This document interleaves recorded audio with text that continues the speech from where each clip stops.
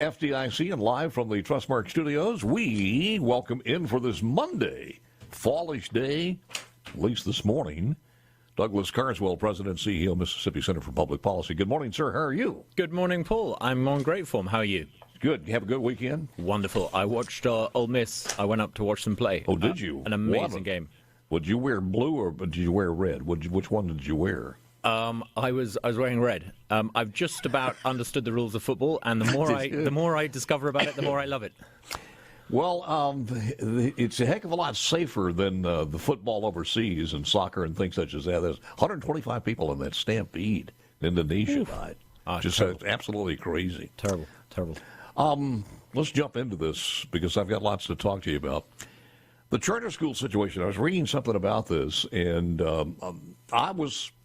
I was hoping that we'd be further along. I understand the resistance of this. I understand the power we have in this state, not power that we have, but the power of the education lobbyist and the machinery that turns from the parents' campaign to people who want to feed off of public education. But it is very, very politically powerful, and we know that. Yeah. So where are we? What's your analysis of this? Let's start with a few basics. I mean, charter schools in pretty much every state where they've ever been tried raise standards and give the kids who go to them a better life chance. Now, the evidence of that is overwhelming. So charter schools are a force for good. Not unreasonably, in order to set up a charter school, you need to get the approval of something called the Charter Authorizer Board. Now, you might imagine that if you were called the Charter Authorizer Board, you would be in the business of approving charter schools.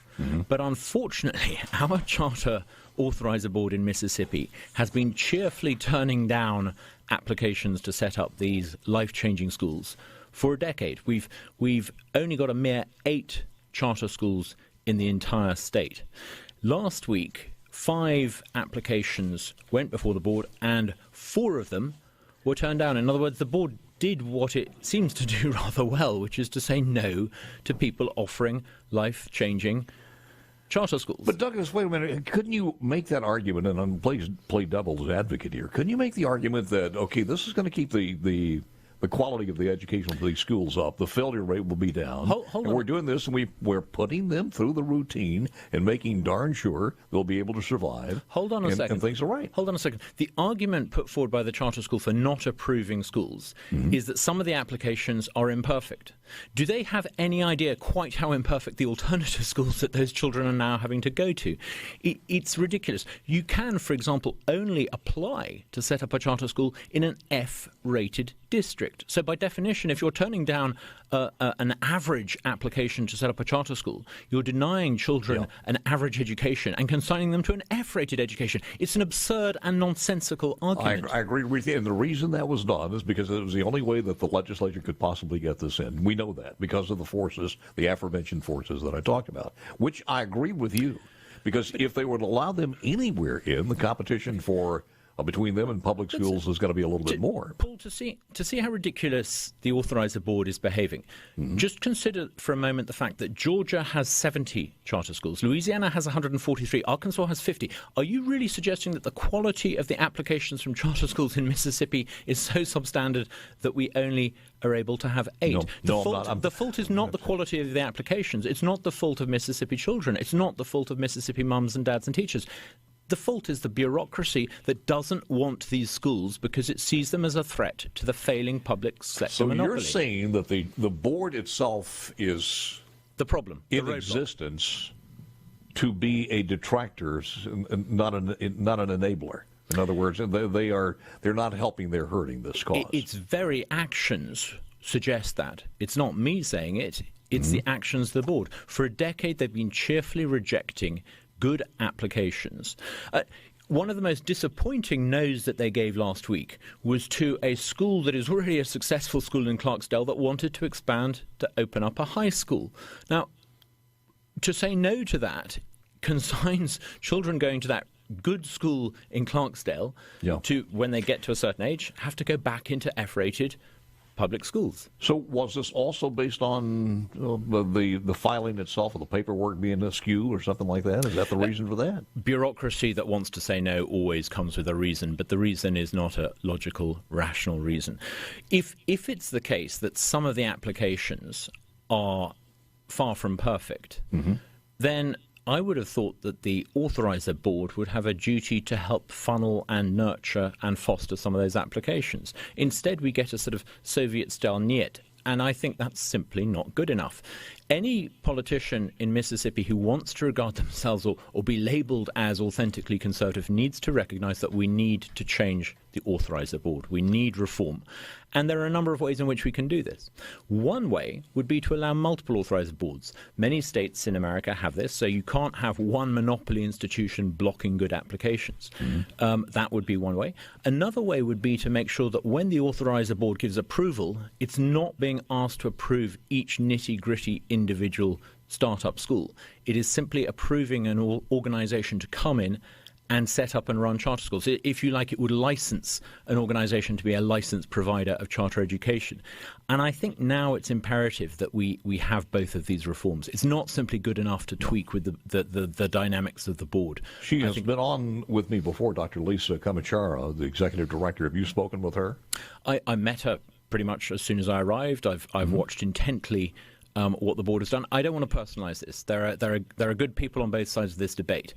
The failure is not individuals, it's the institution. The institution has got too much power to say no, and that needs to change. Is there an appeal process? This is one of the frustrating things. If there were objective criteria under which the process operated, you might think that you could take those and they would be sort of actionable. You could go to a court. Unfortunately, the board has the final say. It's just not good enough. As I said at the outset. So wait a minute, you're saying that there's not an appeal process within the confines of the board itself? No. Nor is there a legal remedy for this because of the way they're set up? The no is final. Tell me a little bit about, they're staggered in terms, I'm sure. They're appointed by the governor? Yeah, as is standard in Mississippi, I think the governor has some say, the lieutenant governor has some say. I think the speaker may have some say. But, let's not personalize it. I don't want to get into the business of saying, that member of the board said this or this CEO. They're individuals, and I don't think that would be right. I think what politicians need to do is to change the institution and focus on how to reshape the institution. If we were having this conversation in Louisiana, where they've got 143 charter schools, or Arkansas where they've got 50, or Georgia where they've got over 70. The idea that a single institution could block the creation of charter schools would be ludicrous. So we need, let's not focus on individuals. Let's change the institution. Are we the only ones that you know of that you've looked into this? And again, my guess is Douglas Carswell, President and CEO of Mississippi Center for Public Policy. Douglas, are we the only one that you know of in the surrounding states, Louisiana and the others that you mentioned, that base their approval on being an F-rated school, first of all? There are other states which, for much the same reason, said that you can only set up a charter school in areas where education is seen to be substandard. I personally think that the problem with that is it means that charter schools only ever get going as in failing neighborhoods, and they come to be seen as being a thing you do for failing neighborhoods, and I think that's wrong. I would like to see if people want to set up a charter school in an A-rated district, they should be allowed to, because ultimately it's not about the bureaucrats deciding whether a charter school is successful or not. It's the mums and dads, and every charter school in Mississippi is oversubscribed. Let parents vote with their feet. Let them decide if the charter school is good enough for their child. You can't have that in Mississippi, because if you have that in Mississippi, the next thing you're talking about is vouchers or public school choice. That's and what, every Mississippian having the same choices that currently only rich Mississippians have? You just can't have that what's in the the state of downside with Mississippi, that? Because it just would not work because of the powers that be.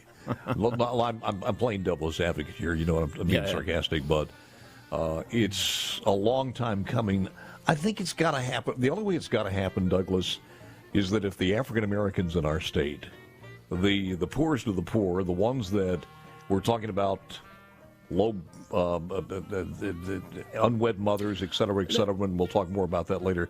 If they start unified and said we want public education choice where we put our kids, and charter schools and anything else, then there is a possibility, but it's going to take a while. I'll talk more about this when we come back with Douglas Carswell. Next. Let me get back to Douglas Carswell, President and CEO of Mississippi Center for Public Policy. So let's put a wrap on this one, Douglas.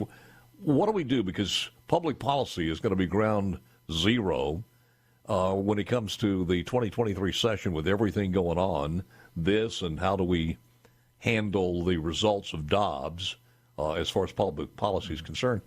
But let's put a wrap on the charter school. What are your plans and the plans of the organization to at least offer some advice and wisdom going forward in 2023? Well, there are a lot of good organizations out there like Mississippi First and others, Embark, who are encouraging new charter schools and charter school applications, and I think that's wonderful.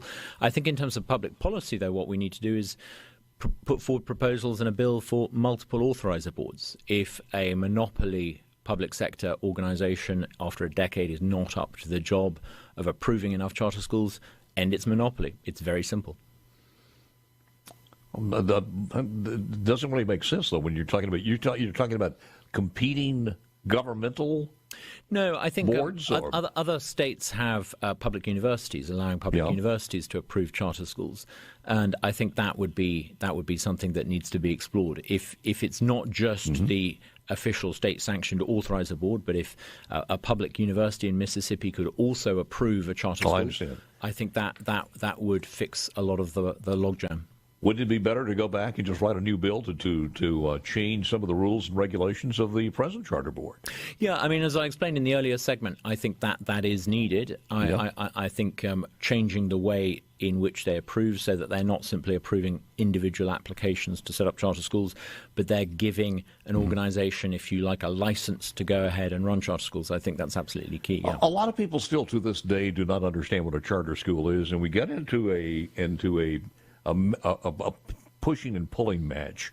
That a charter school is not a public school. It is a public school. It's publicly. It derives its money from the public funds. Yeah, it's publicly funded, but it's run independently of the local education bureaucracy. And there is the rub right there. The autonomy goes to the parents exactly. and the people who put that together, and it bypasses the machine, and they don't like that because they lose some of the wherewithal to direct funds. Well, the existing establishment sees it as a threat. Number one, because the money that goes to the charter schools doesn't go to prop up the existing system.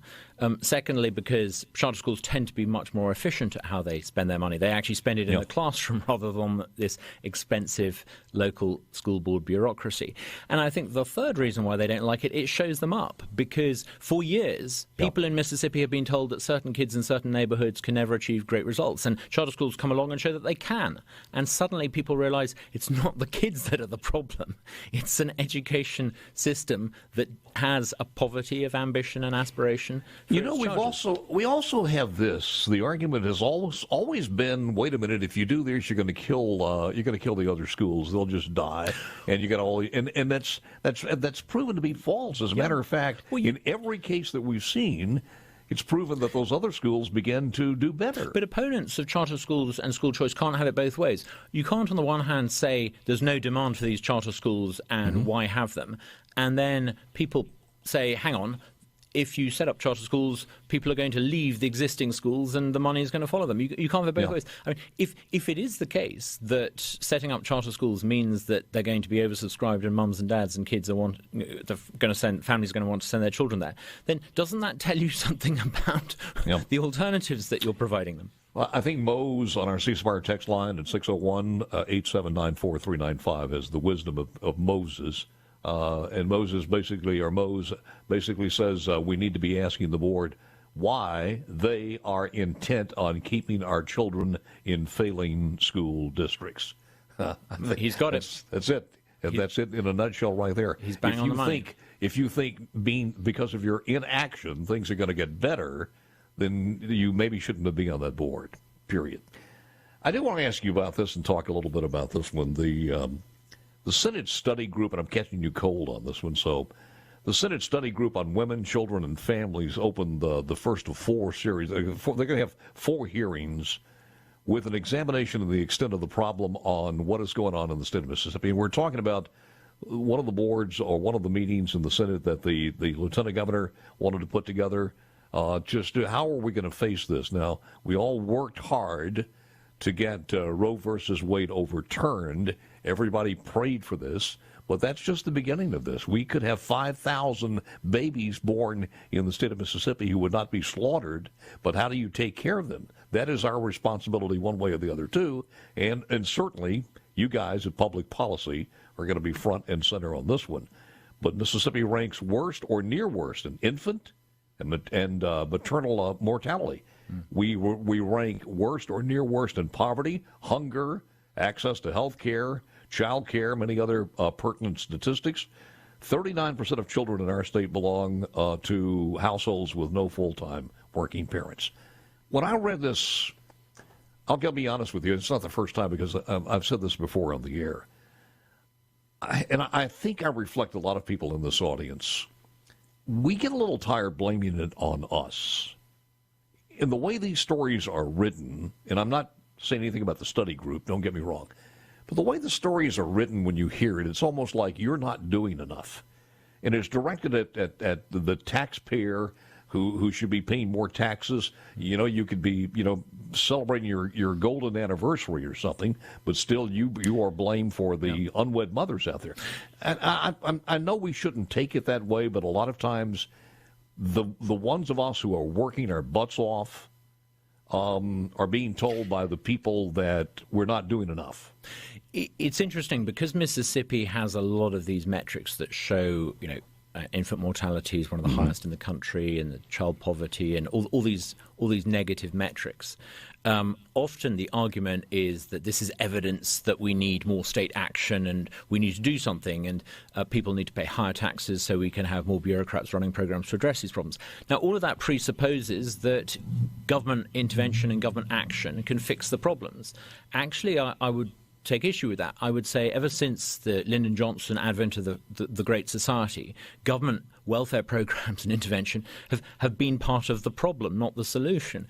If you look at why it is that Mississippi in many ways is performing one of the worst states in the union, I would say it's because of things like fatherlessness. It's because there's an absence of dads in homes. It's because of broader social issues, which the state, I don't think, can fix, but the state certainly can make worse by spending large amounts of intervention, which actually is often counterproductive. So I think happy, successful societies are those where government is limited. So the idea that we should tackle these social problems with more federal programs ignores what's happened since the 1960s.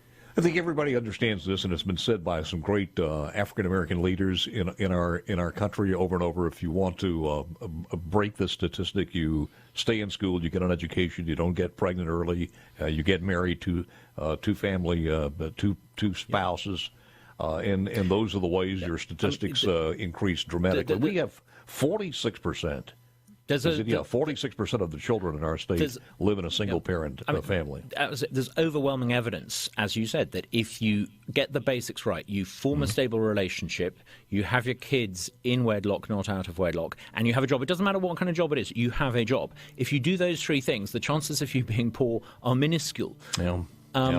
Maybe we should do this. We have a final segment coming up in a moment with Douglas, but maybe we should do this. Instead of saying 46% of Mississippi children are in a single-parent household, homes, maybe we should say that 54% of the parents in our state are married. 54% of all are married, and what are they doing right? And attack it from a positive source instead of a negative source. But it just seems like they're blaming that on that we, the people who are paying the taxes, pulling the wagon, are not doing enough. And it just gets tiring somewhere. You have these government programs, but if they're not working, don't do them. If government programs were so successful, they would have fixed all these problems since the 60s. Oh, God, we'd be in a utopia now. Final segment's coming up next. Live from the Trustmark Studios, final segment here with Douglas Carswell, President and CEO, Mississippi Center for Public Policy.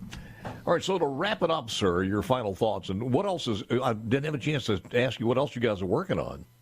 We are working on a legislative program for the 2023 legislative session, a big focus on education. One thing I'm really excited about is healthcare.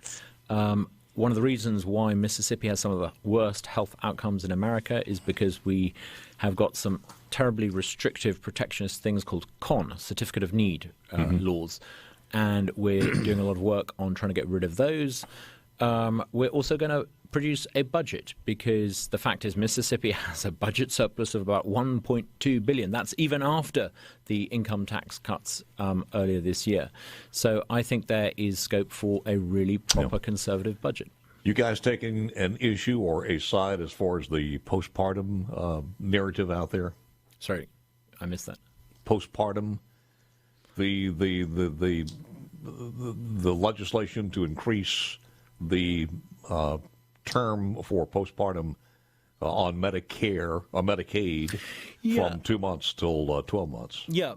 I mean, it's difficult to oppose individual measures like that, but in principle, we don't want to see Medicaid or Medicare expansion, because if you hose federal dollars at healthcare in Mississippi while you still restrict the supply, you get massive increase in the costs to everyone else. But is there a way to not call that Medicaid expansion, or is it just everything is Medicaid expansion on this particular case? Well, it is Medicaid expansion because it means you're spending more public money and you're not increasing the supply of healthcare. And but we don't cap. I'm not just push back on this a little bit. We don't cap our, if you fall within the category, if you fall within the household income, and I'm not sure, we have 750,000 people on, I forget what the number is, 200,000, whatever it is, on chips. But if that number, if we have more people who, probably is the case now because of the economy, who fall within that poverty guideline, they will qualify for Medicaid, will they not? Yep. So that's not a capped number. So is that Medicaid expansion? Well, I mean, it's expanding the amount of public-funded liability, undoubtedly. And, I mean, the history is that every time you have an estimate as to what the cost is going to be, when you extend entitlement, those estimates prove actually an understatement. So I suspect, perhaps for the reasons you suggest, that you're not going to be able to limit and cap entitlement if The reason that needs to be looked at again is if we do have 5,000 new babies born here that are not aborted, that's going to be certainly in an area where you're going to have more and more of those babies are going to come from mothers from the impoverished demos or categories, and that probably is going to be a larger problem in 2 or 3 years than it is now. Undoubtedly. So somewhere you're going to have to address that. Undoubtedly. And I mean, I think there's a role for civic society here, because if young mothers are going to bring into this world children and they're going to struggle, then I think there's a responsibility on civic society. And I think in Mississippi, actually, civic society is already responding really, really well to that. There are a lot of initiatives underway to provide mums in that situation with support. But the idea that you default to looking to federal dollars, I'm not sure is the answer.